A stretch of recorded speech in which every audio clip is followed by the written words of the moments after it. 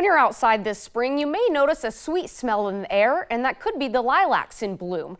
If you want to plant some of your own, anchor Chelsea Deffenbacher shows us some tips and types of lilacs in this week's In the Garden, sponsored by Johnson Brothers Garden Market.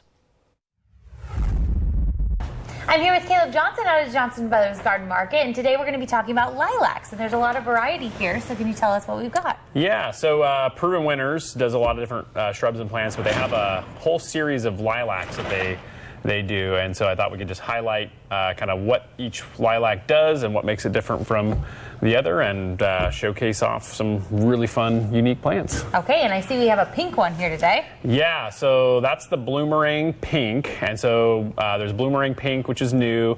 Bloomerang Purple's been around for a long time, but Bloomerang, kind of like Boomerang, the blooms come back. So unlike a typical lilac that blooms once, you get some blooms again in the summer and throughout into the fall. So if you want a lilac that gives you more than one bloom time, this is a great option.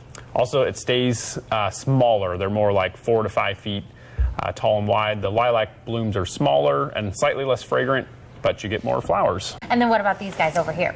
Yeah, so this one's really fun. It's called Baby Kim, and it's a very compact lilac. So it's going to stay only like 2 to 3 feet tall and wide, and it's just going to grow in kind of a round form naturally. So you're going to get this tiny little kind of roundish lilac, nice, fragrant lilac blooms, but just on a very compact shrub.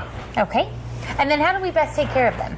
Yeah, so lilacs are going to like to have full sun. They can grow in part sun, but you'll get more blooms if you can get them in full sun. Lilacs do need a good amount of water and good amount of fertilizer. And then the big thing with lilacs too is when you prune them, you want to prune them after they're kind of done blooming to shape. You don't want to prune them right now in the wintertime or going into spring or too late in the fall, because you can cut out a lot of the flower buds. So just remember, after they're done flowering, that's when you want to prune to shape. Okay, great. Well, that's going to do it for In the Garden. Back to you in the studio.